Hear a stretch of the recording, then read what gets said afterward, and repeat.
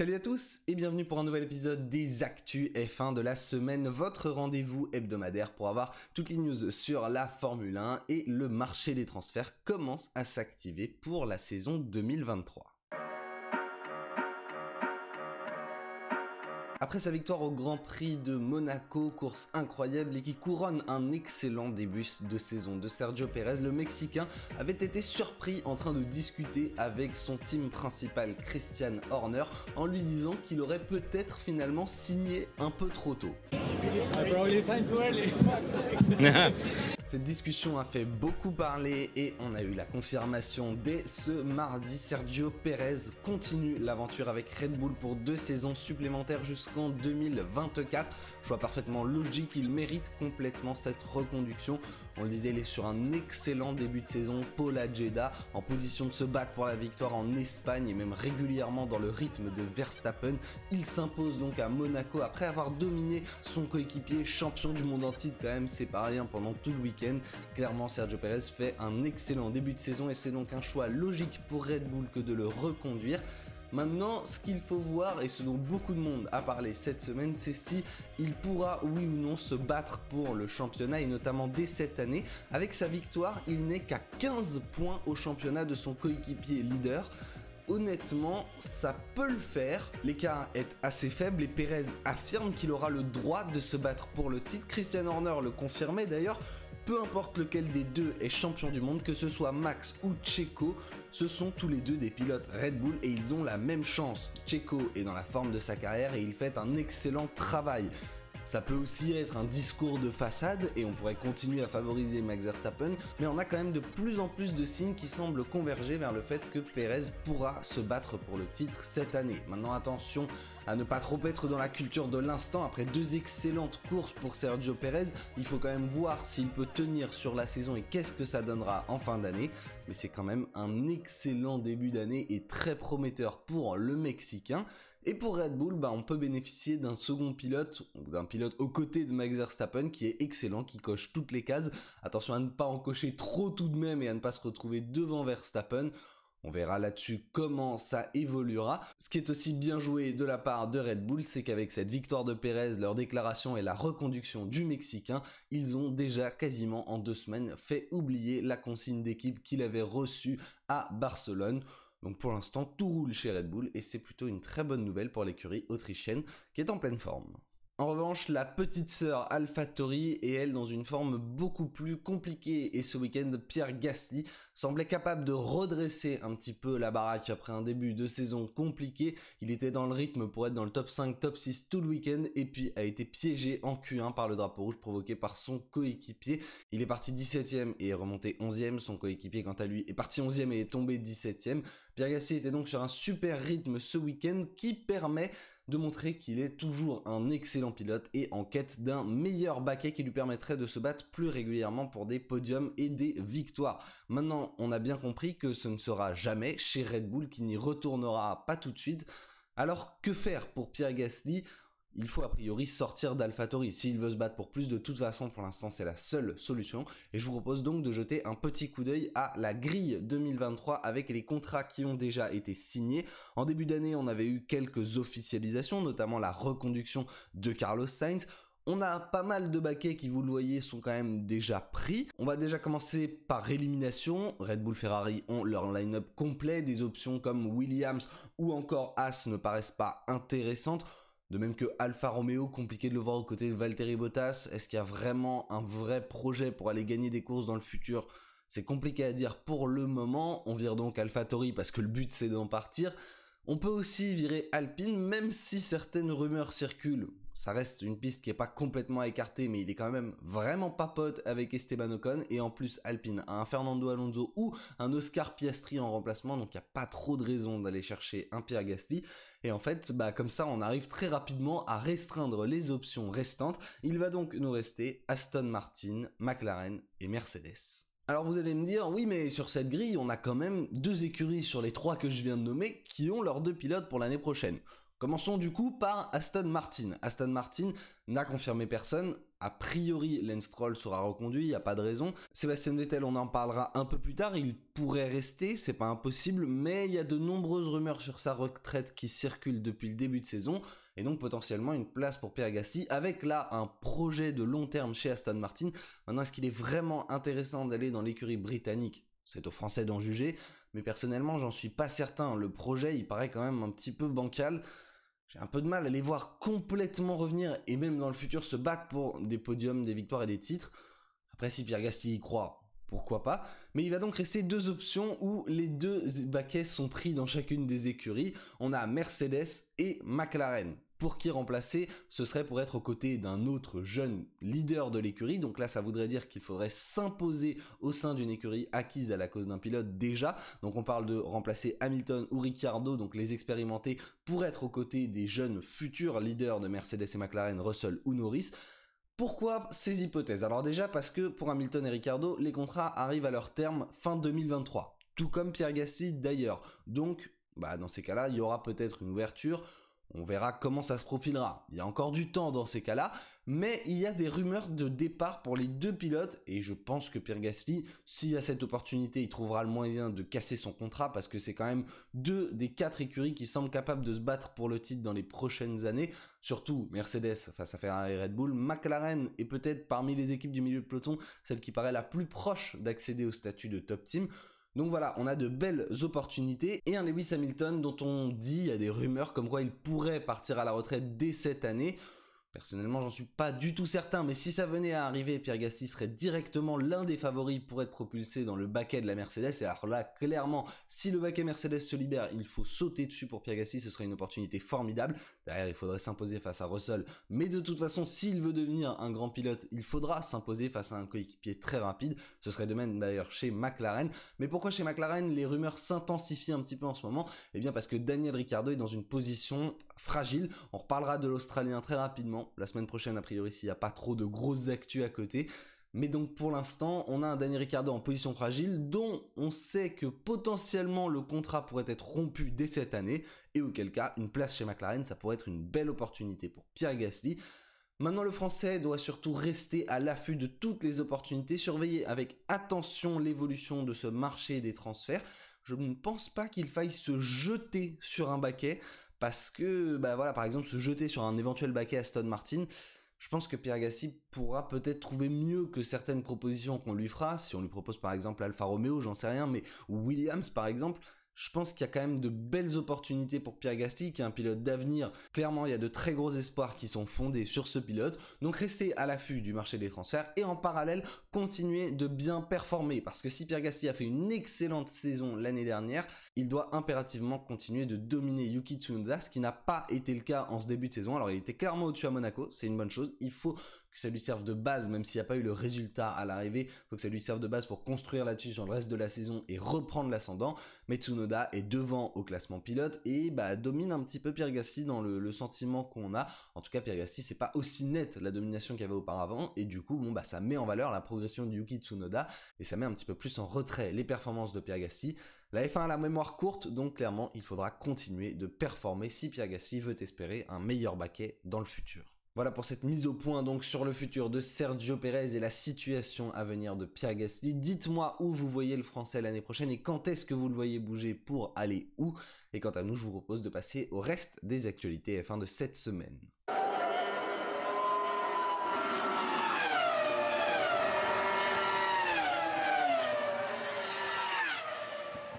300 à l'heure, on va aller plus vite sur le reste des actualités F1 de cette semaine. Et tout d'abord, très petit point sur Monaco.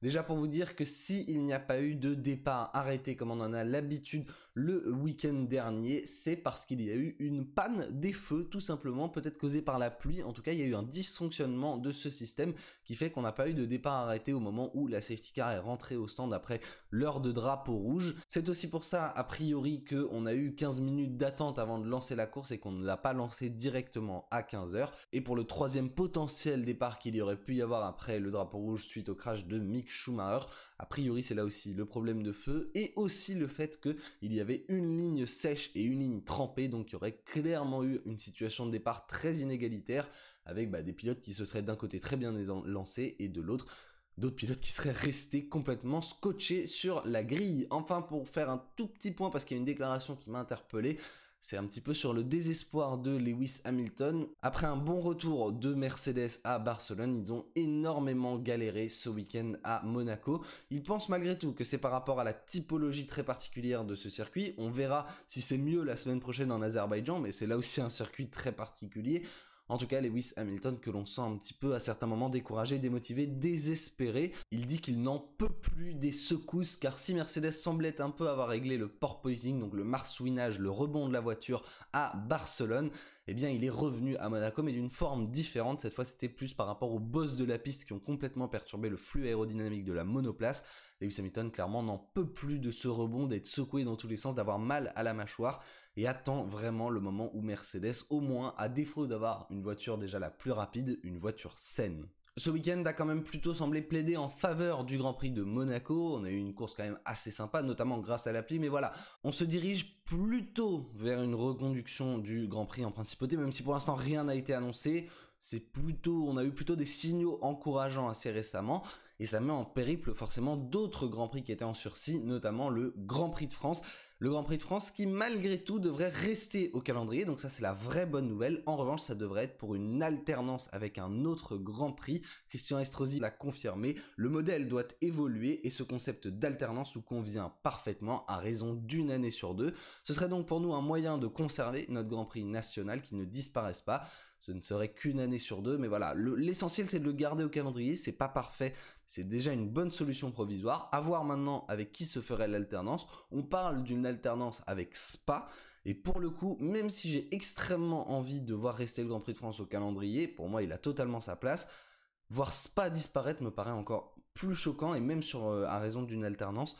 Pour moi, Spa doit être là tous les ans, mais là, c'est un avis personnel. On verra donc, en tout cas, comment ça évolue. On parle beaucoup de calendrier récemment, mais clairement, voir de quoi sera composée la saison 2023 et le futur de la F1 en termes de destination et d'organisation, c'est assez passionnant et on a beaucoup de gens qui se battent pour accueillir la Formule 1, ce qui est une bonne nouvelle. La semaine dernière, je vous disais que Christian Horner était alarmiste quant au plafond budgétaire impossible à respecter. Et bien Mattia Binotto a en quelque sorte appuyé ses propos. La Scuderia Ferrari, dans les conditions actuelles, ne se croit pas capable de respecter le plafond budgétaire. Bon, c'est peut-être là aussi un coup de pression pour qu'il soit rehaussé, mais clairement trop de dépenses, hausse de l'inflation aussi qui affecte notamment les écuries de Formule 1, qui restent avant tout des entreprises et qui donc font face à des difficultés financières comme tout le monde.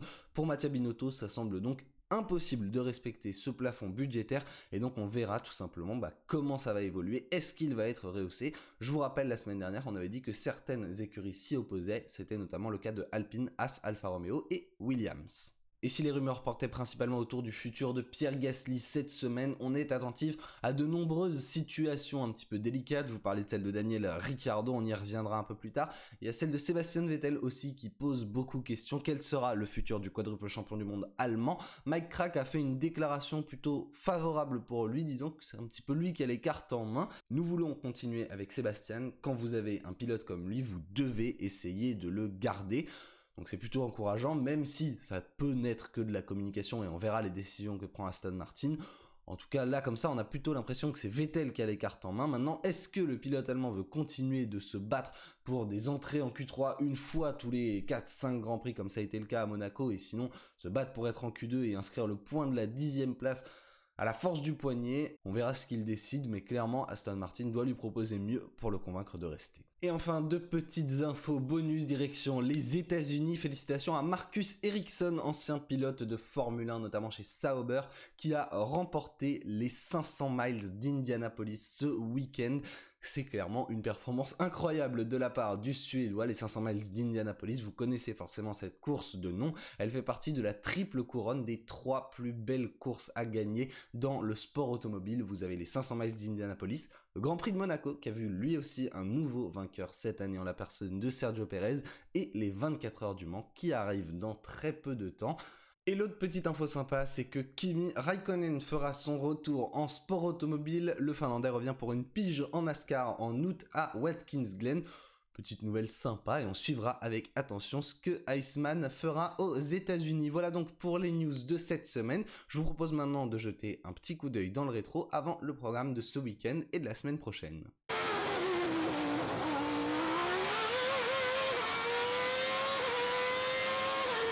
Et puisqu'on a appris que Kimi Raikkonen revenait en Formule 1 cette semaine et que c'était Monaco le week-end dernier, je vous propose de se rappeler au bon souvenir d'Iceman. On revient en 2005, édition du Grand Prix de Monaco qui commençait déjà de manière tout à fait particulière. Monaco, c'est unique et c'est donc le seul Grand Prix où vous pouvez voir des mécaniciens qui opère en tant que Stormtrooper. L'écurie Red Bull faisait la promotion du nouveau film Star Wars épisode 3 et on partait sur un week-end déjà un petit peu hors norme. Hors norme, c'est d'ailleurs le qualificatif que l'on peut attribuer à la séance de qualification. On était à l'époque sur un système très particulier mais qui faisait qu'on se retrouvait avec à un moment une séance où les pilotes faisaient leur tour un par un, et alors là vous aviez la crème de la crème, vous suiviez le pilote pendant un tour à fond dans les rues de Monaco et de tous les autres circuits du monde, mais à Monaco c'était particulièrement impressionnant et Kimi Raikkonen signe un tour de fou furieux, l'un des tours incroyables de l'histoire de la Formule 1, à l'image du tour d'Ayrton Senna dont je vous parlais la semaine dernière.